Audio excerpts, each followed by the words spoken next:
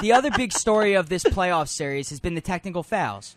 Between Rasheed Wallace and Kendrick Perkins on the Celtics, they're down to their last tee where they could get suspended for the next game. So they got to be really careful. But Doc Rivers, he doesn't seem too worried about it. Here's what he had to say. We're just going to play our game. We're not going to worry about it. If it happens, it happens. I'm hoping, obviously, there is no Game 7. But if it happens, let's let it happen in Game 7. Then we're fine. There's no other game. They can't get suspended. So it's really only 2 games they have to get through when you think about it. It's not 3. Listen, I don't want them to be less emotional. I want them to play their games, but also have some discipline. That's all we can do. So Doc Rivers, like you just said, that's all they could do is play through it, but he doesn't want them to lose. He wants them. It's okay to play off their emotions. It's totally okay with him because he doesn't want to change up what's going on. They have a really good flow going to them right now, and I think it's going to be huge tonight that they keep this flow going, and hopefully all 3 of the big 3 play well, which is what he also wants. Well, sometimes, and unfortunately, in a guy like Rasheed Wallace or even Kendrick Perkins' sake, sometimes. The referee might call a technical on them, even if it's such a minute thing that they do, just because of their reputation. And that's what hurts them sometimes. And that's why, going back a couple of games ago, I'm glad they took that technical away from Kendrick Perkins, because that wasn't a technical. But that just goes to straighten my argument that how a guy who gets a bad rap could get a technical for sneezing. Well, then I'll take the other side of that, and I say that the referees now we're tiptoeing around with those 2 guys. Now that they know that one more technical means a suspension, they might not automatically tee him up when a tee is in order.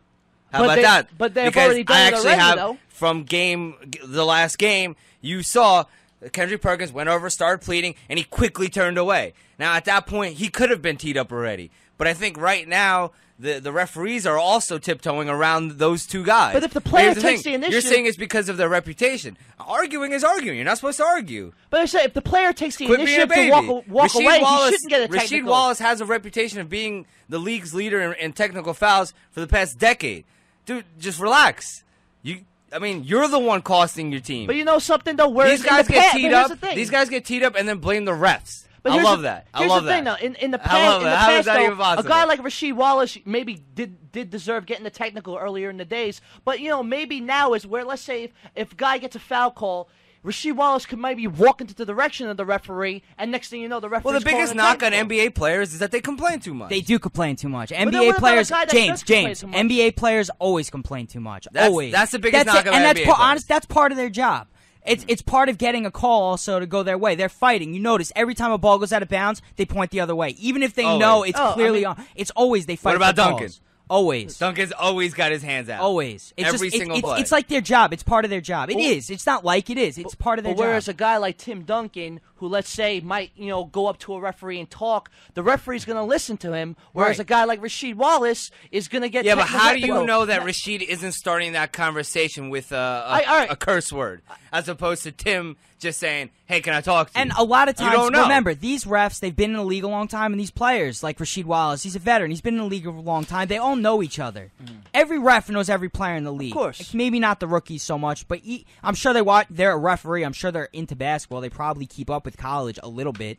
So I'm sure coming in, they know who's going to be good, who's going to complain, who has problems. Like Dikembe Mutombo, when he played in the NBA, all he did was complain. But he didn't get so many technicals. He would get technicals, but not as many after a while because they're used to him complaining. Guys like Rasheed Wallace, they're used to hearing about things like this. They're used to profanity coming out of their mouths. They're used to getting punched in the face like Paul Pierce accidentally did. That was hysterical. To one of the referees in the last game. They're used to it, though. Guys like that, they're just used to it. They expect it. It's totally what they're expecting. So guys like Rasheed Wallace, you don't want to go overboard, but it's okay not to lose it's okay to lose your emotions a little bit, especially them. The referees, they understand, and it's the finals. It's going to be huge if a referee suspends one of these guys.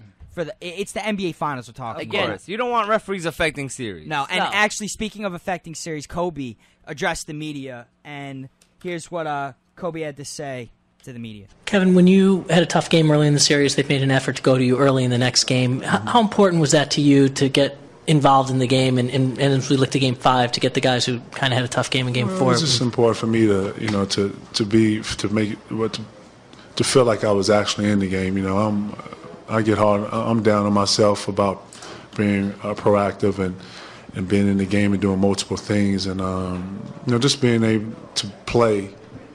To be honest with you, I care less about getting the ball. I care less about scoring. But if I need to be effective at a post presence, then I need to do that. And I thought Doc did a good job of just obviously consolidating the ball, giving me a chance to be aggressive, and plays were called. And I thought for the most part I was just that. But my role here is defense first, and everything else is secondary.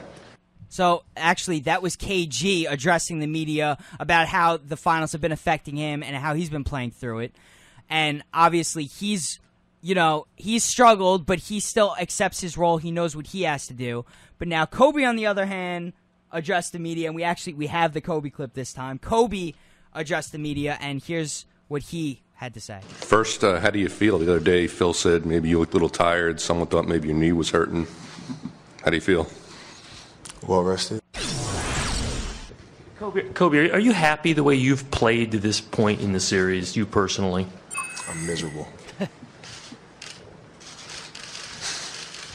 Anything you want to do better that you've been doing? Not be miserable. Yeah, Kobe, Phil said since Game 2, Boston's been doing something a little different against you in the fourth quarter, and he thinks he needs to get you some more space there. Is there something going on there in the fourth quarter that's different than the rest of the game, the way they're playing you? Well, I mean, they don't want me to beat them, so they put 3 guys there. And, we've nothing we haven't seen before. It's just when you win those games, like Game 3, nobody talks about that because we take advantage of it. And if you lose a game, everybody talks about that. So it's part of the process. Now, like Deval said before, because I know Deval's a Lakers fan, I could see why he'd say that the Lakers fan. You're rooting for the Lakers in this yes, series. Okay. So, there you go. From Deval's standpoint, let's face it, Kobe, he is pretty much the greatest player in this league. Closest thing, in my opinion, to replica of Michael Jordan. And yeah, he's being triple-teamed, and they're losing. He's putting up 33 points still, but his team's losing. So they've been in this situation before. It's not like they haven't. And Kobe, it's not that he needs to step up his game, but this is where the other Lakers need to help Kobe at. He can't do it all by himself, which is why Lamar Odom has to get involved, which is why Ron Artest has to get involved, like we've been saying. But Kobe has definitely had a much tougher time this series because the Celtics have just played him very well. Tony Allen was not expected to be this good of defender on Kobe Bryant. And I remember Kenyon Martin a few years back guarding Kobe Bryant in the playoffs. It was great because Kenyon Martin is a great defender, but Kobe still had 40. He still almost had 51 game, and it's on Kenyon Martin. But now Tony Allen, he's showing like he's always on. He's not leaving him, and credit to Tony Allen, obviously. But guys, final predictions of this. I say the Celtics in 7 games, and I say they're going to win today in Boston. What do you think, James? I already said Celtics in 7. Celtics in 7? Lakers in 6. Lakers in 6. Wow. Dumb. Well, guys, when it comes to this series, I think we can all say this has been a really exciting one.